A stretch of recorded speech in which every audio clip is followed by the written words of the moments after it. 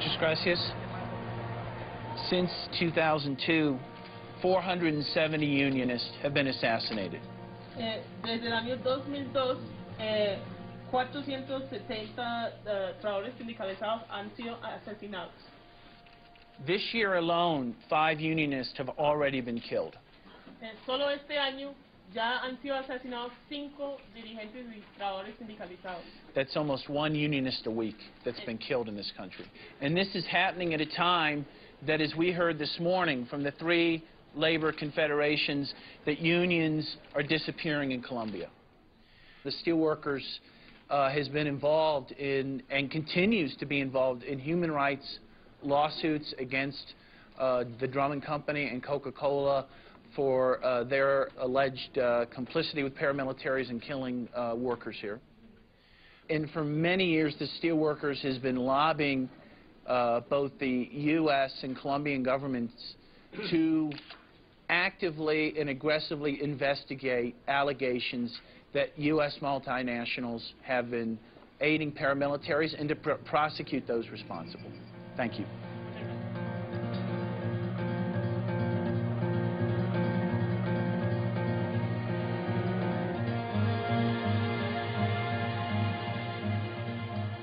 You could either say I'm the, one of the attorneys for the plaintiffs in the case, or you can say that I'm Associate General Counsel of the United Steelworkers, or USW for short. You could say USW. Yeah. These companies that have been paying the AUC paramilitaries have been conscious of what they're doing, and they know what these paramilitaries do. They assassinate. And so, this is pretty significant. I mean, it's now gotten the attention of the Colombian government, which, by the way, has been horribly remiss in bringing these cases to justice. Out of the over 4,000 trade unionists killed since 1986, only 5 cases have been successfully prosecuted in Colombia. 5. Yes, in Colombia since 1986. It's the trade union murder capital of the world, by far.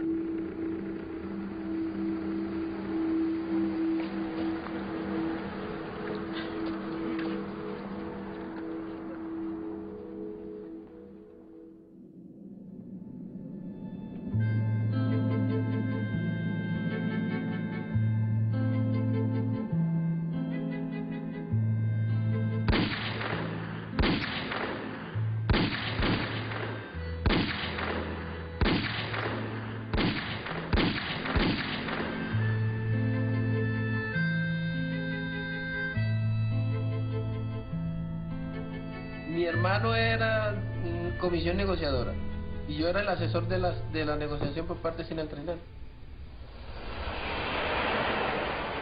Ahí frente a la empresa había un kiosco, que era donde vendían la alimentación y cositas. Ellos como que llegaron ahí y le preguntaron a otro compañero quién era Isidro.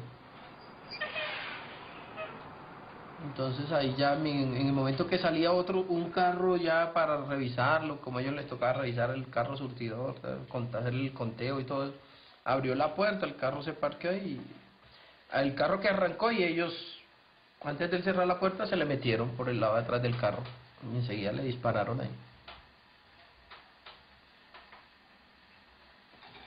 Como 9 tiros le hicieron, que fue lo que presentó los dos.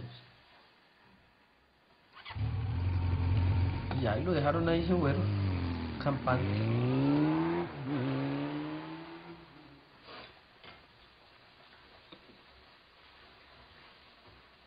Se creó el sindicato y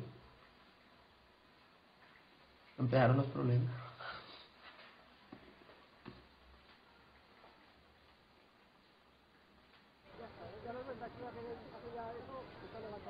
Sí, el objeto todo era lo mismo, acabar con el sindicato, porque supuestamente decían que la empresa estaba muy mal.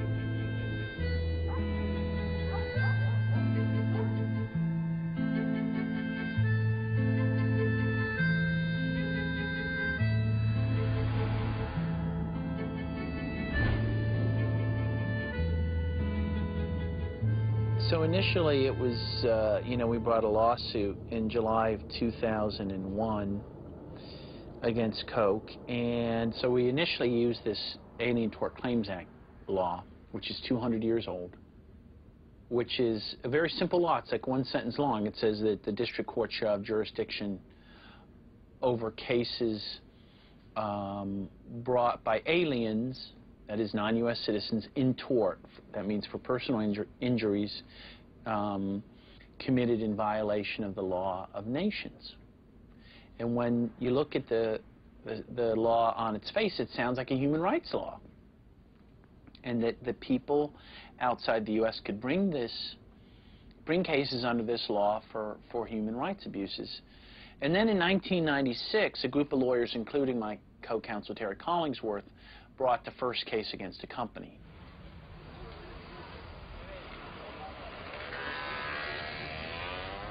Our courts have now consistently said that if a violation occurs in a place and cannot be redressed there, then our doors are open to them to seek justice in the United States. Because think Burma or Colombia, places where right now, at least, you can't get justice. There's no other place to go. You can go to the UN and they'll write a really nice report for you. It's not going to change what's happening.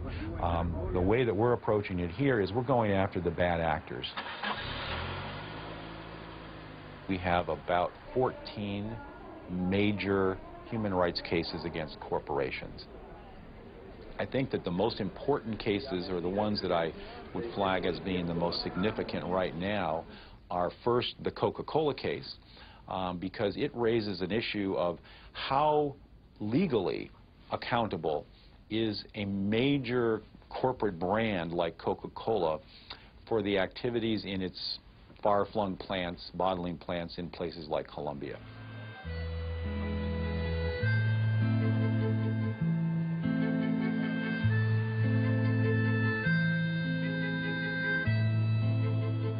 El 5 de diciembre se vencía el término para él definir, o sea, llamar a negociar, porque ya el pliego se había presentado el 30 de noviembre. Y la respuesta fue esa, matando a uno de los negociadores, y supuestamente al matar a uno de los negociadores, uno de los asesores tendría que emigrar, porque era el hermano, que era yo, que también estaba en la lista, porque los que andaban buscando. Y ahí empezaron con Adolfo. Mi hermano fue como a las 9, como a las 9:30, Adolfo, Cardona, que lo cogieron, pero se les voló.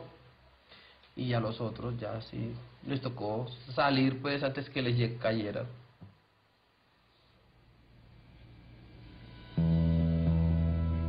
¿Qué esperas del proceso en Estados Unidos?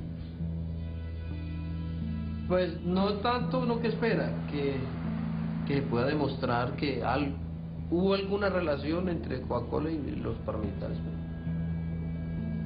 Que sí hubo una relación, que sí hubo unos apoyos por parte de las transnacionales esas a los grupos paramilitares.